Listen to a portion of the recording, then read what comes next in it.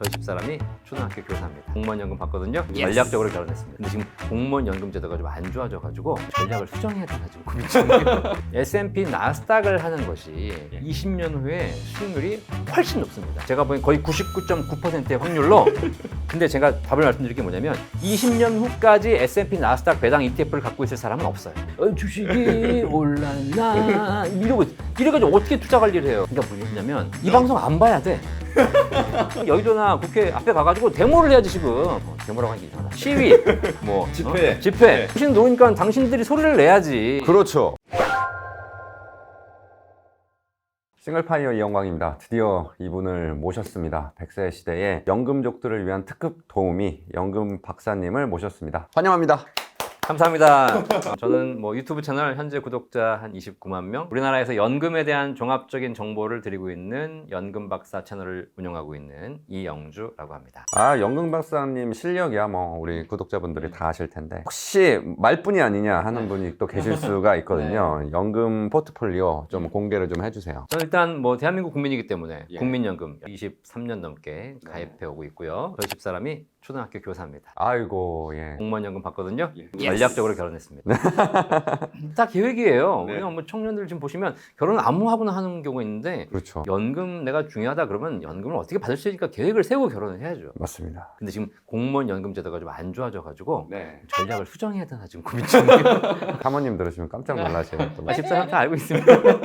네, 그다음에 이제 뭐 저 개인 연금 잘 준비하고 있고요. 배우자 부부끼리도 같이 잘 준비하고 있고, 개인 사업을 하고 있기 때문에 저는 퇴직금은 따로 없어서 IRP의 개인 불입을 통해서 또 퇴직연금 준비하고 있습니다. 그럼 나중에 은퇴하신 이후에 연금으로 뭐 한 달에 얼마 수령할 계획이다 이런 거 있으실까요? 네, 뭐 기본 500만 원은 이제 준비가 끝났고요. 퇴사는 언제 하신 거죠? 첫 직장이 LG그룹 공채에 들어가서 대기업 생활을 한 4년 하고요. 집어쳤습니다. 그게 이제 벌써 2001년도니까 23년 전이죠. 그때 집어친 이유는 딱 하나였어요. 점심시간은 1시간밖에 안 주는 거예요. 그리고 여행을 가고 싶은데 4박 5일밖에 안 되는 겁니다. 지금이야 뭐 주 5일 이렇게 좀 유연하게 근무하지만 그 당시에는 주 7일 근무했거든요. 매일같이 뭐 주 7일 근무하면서 1년에 쉰 날이 없었어요. 이렇게 살다가 내가 조만간 가겠다. 이런 생각이 들어가지고 난 이렇게 하면 안 되겠다라고 해서 이제 그때 그만두고 나와가지고 컨설팅 업을 시작을 한 게 벌써 23년째인데, 원조 파이어족이네요. 파이어라는 게 사람들이 일을 그만둔다고 생각하시는데 그렇죠. 저는 그렇게 생각해요. 남의 집 일은 그만두셔라. 노비는 그만둬라 이제. 대신에 일을 그만두라는 것이 아니라 내 일을 하라는 거죠. 맞습니다. 내가 할 수 있는 일을 만드시는 것, 그걸 평생 하는 것이 진정한 파이어지. 뭐 일 그만두고 집에서 놀면서 뭐 돈 굴리면서 노후를 보내겠다? 이건 몇 달 못 해요. 우리나라 그 연금 구조는 뭐 많은 분들이 아시다시피 이제 3층 구조로 돼 있다. 뭐 그렇게 얘기하잖아요. 간략하게 좀 전문가시니까 설명을 좀 해주실까요? 우리나라가 3층 연금제도 가지고 있습니다. 공적연금, 그다음에 퇴직연금, 개인연금까지. 그래서 공적연금은 국민연금, 공무원연금 같은 제도가 있고요. 특히 이제 뭐 공적연금에 속하지는 않겠지만 그래도 나이 드신 65세 이상 어르신들에게 10명 중 7명에게 드리는 기초연금 제도도 국가가 지금 운영하고 있습니다. 그다음에 이제 개인들이 회사를 다니지 않습니까? 이제 회사에서 부어주는 퇴직금 제도. 그게 옛날엔 퇴직금으로 받으니까 한 일시불 받아가지고 전부 다 날려버리거든요. 연금으로 받아라라고 해가지고 퇴직연금 제도 지금 시행 중이고, 그다음에 이제 개인 스스로 준비할 수 있는 개인연금. 개인연금 중에서 그냥 연금하라 그러면 안 하거든요. 그렇죠. 특히 뭐 젊은 분들에게 연금하라 그러면 안 해요. 안 하죠. 근데 나이가 들면 들수록 그때부터 했었어야 되는데 이런 후회를 하시기 때문에 개인연금은 국가가 당근을 주고 있습니다. 세제 혜택을 주고 있는 것이죠. 개인연금은 두 가지 종류가 있어요. 납입할 때 세금을 돌려주는 세액공제 연금, 연금 저축 IRP라고 하죠. 보통 연금 계좌라고 합니다. 여기다가 이제 납입을 하시게 되면 연말정산할 때 세금을 환급받으시는 이게 있고요. 물론 나중에 연금 탈 땐 다시 세금을 내셔야 되겠지만 미리 좀 돌려드리는 그런 게 있고, 그다음에 두 번째가 세제 비적격 연금보험. 이 상품은 납입할 때 세금을 환급받지는 않지만 연금 탈 때 세금 없이 받을 수 있는 이 두 가지 개인 연금들이 있으니까 이런 걸 잘 이용해 보시면 될 것 같고, 3층 연금에 속하지는 않지만 우리나라는 부동산 자산 비중이 높기 때문에 노후에 부동산으로 연금 받을 수 있는 주택연금, 농지연금, 뭐 산지연금까지 다양한 연금 제도가 준비되어 있습니다. 원론적으로 우리가 주식도 있고 부동산도 있는데 왜 연금을 해야 됩니까? 목돈과 연금의 10가지 차이점. 그 중에 첫 번째가 뭐냐면, 목돈은 내가 지켜야 하는 것, 연금은 나를 지켜주는 것. 목돈은 내가 지켜내야 하는 것이고 연금은 나를 지켜주는 것인데, 젊을 때는 내가 힘이 있고 명철하고 여러 가지 또 정신력도 말짱하기 때문에 내가 모든 걸 지킬 수 있습니다. 근데 나이가 들면 활동력도 떨어지고 판단력도 떨어지고 기억력도 떨어져요. 그렇죠. 이 시기에 내가 통장이 뭐 10억 있건 100억 있건 내가 그걸 다 컨트롤할 수 있는 상황이 안 되는 거죠. 쉽지 않죠. 특히 파이어족 분들 중에서 네. 내가 지금 뭐 ETF나 투자를 하면서 돈을 굴리는데 네. 이걸 평생 하겠다는 분들이 계세요. 이건 뭐 이해가 안 되는 겁니다. 그렇죠. 그렇죠. 나중에 내가 허리 아파가지고 임자 이러고 있는데 주식이 올랐나 이래가지고 어떻게 투자 관리를 해요? 쉽지 않죠. 네. 이럴 때는 사실상 내가 혹시 정신이 오락가락 하더라도 좀 내가 여기 앞에 나가기 쉽지 않다 하더라도 통장에 매달 따박따박 연금이 찍힌다면 이게 노후에 가장 안전적인 자산이거든요. 여러분들이 주식 부동산을 하지 말라는 것이 아니라 주식 부동산을 해서 돈을 많이 불리시지만 반드시 연금은 가지고 있어야 된다. 드리는 말 중에 그런 말이 있어요. 연금과 주식을 비교하시는 분들에게 연금은 밥이다. 점심 먹으러 갈 때 김치찌개 먹을까, 뭐 된장찌개 먹을까, 뭐 제육볶음 먹을까, 오징어볶음 먹을까 이런 얘기 하시잖아요, 그죠? 맞아. 다 무슨 얘기예요? 전부 반찬 이야기하고 있는 거예요. 우리는 밥 먹으러 갈 때 반찬 얘기하지, 뭐 콩밥 먹으러 갈까, 보리밥 먹으러 갈까, 뭐 이런 얘기 한 적 없잖아요, 그죠? 없죠. 그런데 여러분 한번 생각해 보세요. 반찬만 먹으면 어떻게 될까요? 반찬만 계속 먹어. 짜요. 짜죠. 못 먹어요. 우리가 미처 인지하지 못하고 있지만 우리가 반찬을 맛있게 먹을 수 있는 이유는 밥이 있기 때문에. 그래서 식단의 기본이 밥입니다. 삶의 기본도 밥이고 연금이에요. 그래서 소득이 있는 사람이 주식도 잘하고 소득이 있는 사람이 부동산도 잘하고요. 부동산 투자해서 내가 집을 더 늘려가려면 대출을 받아야 되지 않습니까? 대출을 받으려면 뭐가 있어야 돼요? DSR. 소득이 있어야지 더 대출이 많이 나올 거 아닙니까?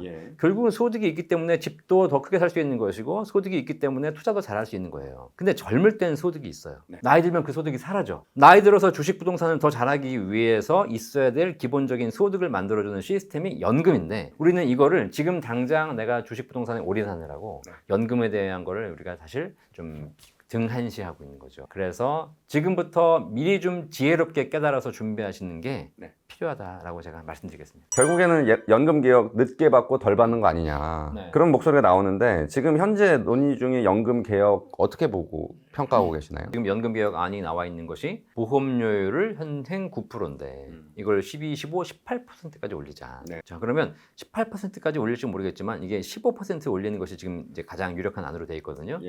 만약 월급 500만 원이다. 그럼 15%면 75만 원 국민연금 보험료 내야 되는 거예요. 75만 원. 75만 원씩 뭘 하는 게 있어? 적금도 그렇게 안 하잖아, 지금. 1년치를 모으면은 얼마야? 이게 거의 1,000만 원이에요. 아, 내가 샤넬백 하나를 살 수 있는 건데, 이걸 국민연금을 내야 된다는 거야. 근데 직장인들은 그런 얘기예요. 아, 직장인들은 절반은 회사가 내주니까. 나는 뭐 37만 원만 내고 되고, 나머지 37만 원 회사가 내주니까 좋겠다. 라고 생각하지 않습니까? 근데 반대로 생각해봐. 회사 입장에, 사장님 입장에서 직원 한 명을 뽑아가지고 500만 원 월급 줘야 되는데 그 사람한테 37만 원씩 매달 연금 보험료를 내줘야 돼. 화가 나죠. 내주고 싶겠어요? 저도 회사를 운영하지만 직원들 뽑는 게 이제 겁나요. 월급 주는 게 겁난 게 아니라 거기다가 국민연금 보험료를 뭐 15%씩 그중에 절반을 내줘야 되는 거니까. 그러니까 이것이 사회적으로 개인에게도 기업에게도 굉장히 큰 부담이 될 수밖에 없다. 거기다가 연금 받는 시점이 현행 65세인데 이것이 66세, 67세, 68세로 늦춰진다는 사실. 언제 받나? 여기 나오죠. 69년생 이후에 태어나신 분들은 65세부터 받도록 법이 돼 있어요. 그리고 여기 PD님들이나 우리 싱글 파이어족 분들은 다 69년 이후에 태어나신 분들이기 때문에 전부 다 65세부터 연금 받으실 거라고 생각하고 있죠. 73, 74, 75, 76은 66세. 77, 78, 79, 80은 67세. 81년생 이후부터는 68세까지로 개혁하겠다는 거고 81, 82, 83은 68이지만 그 다음 85부터는 69, 그 다음 뭐 89부터는 70 뭐 이렇게 갈 거라는 거야. 못 받는 건 아니지만 받는 금액은 뭐 큰 차이가 없다 하더라도 내는 보험료가 올라가는 것이고 받는 시점이 늦춰지는 것이고 그러면 가성비는 떨어지는 것이고 더 중요한 건 뭐냐면 받는 금액은 그대로인데 보험료를 2배로 내야 돼. 그럼 어떻게 되냐면 우리 20, 30대는 원금을 못 받아요. 100세를 산다면 원금 정도는 받겠지만 내가 한 평균 수명 85세, 90세까지 산다고 했을 때 못 받아요. 이 얘기를 하드리는 이유가 뭐냐면 지금 우리 싱글 파이어 30, 40대가 보고 있지 않습니까? 보고 있습니다, 지금. 당신들의 노후라고. 당신 노니까 당신들이 소리를 내야지. 그렇죠. 지금 정책 결정하는 사람들 전부 60, 70대잖아. 정작 내 20, 30년 후에 노후를 책임져야 될 우리 젊은 사람들은 다 뭐 하고 있냐면 코인하고 있잖아, 지금. 니네들이 지금 코인할 때가 아니라고, 지금. 노후를 위해서 내 연금이 어떻게 제도가 바뀌고 있는지를 목소리를 내고 거기에 대해서 차라리 여의도나 국회 앞에 가가지고 데모를 해야지, 지금.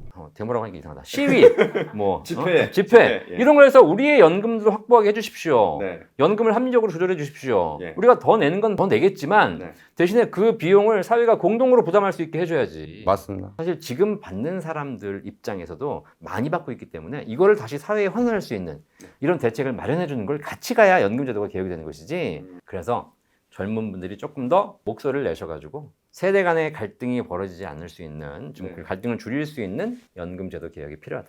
개인연금과 관련해서 이제 뭐 ETF 같은 것도 배당 나오는 게 좋은 게 많으니까 네. 뭐 그게 훨씬 더 낫다. 뭐 이런 분들도 계신단 말이죠. 여러분들이 뭐 배당 ETF를 하든 뭐 ETF를 하든 뭐 투자 관련된 상품을 하실 수 있어요. 네. 또 S&P 나스닥 이런 걸 투자해가지고 장기적으로 내가 투자해서 연금 재원을 더 늘리겠다라고 하신 분들 계십니다. 예. 그분들에게 제가 꼭 드리는 말씀이 있어요. 네. S&P 나스닥을 하는 것이 예. 20년 후에 수익률이 훨씬 높습니다. 제가 보기엔 거의 99.9%의 확률로 훨씬 높습니다. 미국이 망하지 않는 이상. 그렇죠. 여러분이 하시는 게 맞아요. 예. 근데 제가 답을 말씀드릴 게 뭐냐면 20년 후까지 S&P 나스닥 배당 ETF를 갖고 있을 사람은 없어요. 그게 핵심이야. 급하죠, 우리는 항상. 그렇죠. 현실과 이론은 다르다는 거예요. 네. 이론은 수익이 100%, 200%, 1000%가 날지 모르겠지만 네. 그걸 들고 있는 사람이 없을 거라는 거예요. 이론은 30년간 보유하면 수익이 엄청 날 거야. 네. 근데 중요한 건 30년 보유하는 방법이 있어요. 네. 잊어버려야 돼. 그냥 자야 돼. 땅굴을 파고. 그렇죠. 네. 얼마 전에 뉴스에 보니까 뭐 몇백 프로 수익이 나는 게 있었는데 보니까 내가 30년 전에 가입했는데 잊어버린 거야. 지금 열어보니까 뭐 10배가 돼 있었다. 이런 거잖아. 그러니까 뭐냐면 이 방송 안 봐야 돼. 결론적으로 제게 뭐냐면 배당 ETF든 뭐든 간에 투자를 통해서 내가 연금 지원을 늘리겠다 예. 하시는 건 좋아요. 대신에 그걸 하려면 장기적인 투자 컨셉으로 가시면서 보유하실 생각을 하셔야지 이걸 수시로 매수 매도를 통해서 포트폴리오를 바꾸고 이렇게 하는 것은 네. 현실적으로 쉽지 않고 네. 마음만 아플 뿐이다. 물가 상승률 고려하면 연금을 가입하는 게 효용이 없다고 또 주장하는 분도 계시거든요. 네. 예, 그거에 대해서도 일갈해 주시죠. 그런 질문 진짜 많이 나와요. 예. 연금 뭐 지금 한 달에 100만 원 받는다고 하는데 지금도 100만 원이 얼마 안 되는데 나중에 20년, 30년 후에 100만 원 받아봐야 얼마가 되겠냐. 그렇죠. 물가 상승률 따지면 이거 큰 의미 없다라고 생각하시는 분들 계시는데 네. 그분들에게 단도직입적으로 말씀드릴게요. 산수 공부 좀 해라. 이건 물가 상승률 문제가 아니라 산수 문제, 산수 문제. 주식, 부동산 다 마찬가지예요. 그렇죠. 모든 자산은 물가 상승률 이상의 수익을 내면 네. 그만큼의 화폐 가치 하락을 보장받을 수 있는 거지만 수익을 그만큼 내지 못하면 화폐 가치 하락을 보장받을 수 없어요. 자, 우리나라 연금 중에서 네. 물가 상승률을 보장해주는 연금이 있습니다. 뭘까요? 뭐죠? 공적연금. 아. 국민연금, 공무원연금은 물가상승률 연동해서 연금액을 올려줍니다. 국민연금은 물가상승률 연동해주는데 왜 개인연금은 안 해주냐라고 얘기하시는데 국민연금은 네. 낼 때부터 물가상승률을 연동해서 내요. 국민연금은 10만 원씩 30년 낸 게 아니야. 예. 내 월급의 9%를 냈어요. 네. 이게 무슨 얘기야? 내 월급이 30년 전에 월급이 100만 원인데 지금도 100만 원이에요? 아니죠. 아니죠. 네. 월급이란 것이 뭐냐면 물가상승률 연동해서 임금 상승률이 올라가지 않습니까? 예. 자, 그러니까 내 월급이 물가상승률 연동해서 올라가게 되어 있고 그럼 올라가는 만큼 나는 연금액을 더 냈다는 얘기예요. 낼 때부터 정률로 더 내왔기 때문에 받을 때도 그걸 해주는 거예요. 예. 그죠? 그럼 개인연금도 마찬가지야. 개인연금도 물가상승률에 대한 부분을 보장받을 수 있는 방법이 뭐냐? 예. 처음에 가입했을 때 10만 원짜리 가입했어요. 네. 그럼 내년에 월급이 2배로 올랐어. 네. 그럼 20만 원 내야지. 그죠? 또 3배로 올랐어. 네. 30만 원 내야죠. 네. 물가가 오르고 월급이 오르는데도 불구하고 나는 10만 원만 계속 내고 있어. 30년 전 금액을 내고 있으면서 내가 받을 금액은 현재 물가를 적용해달래. 이게 이상한 거 아니야?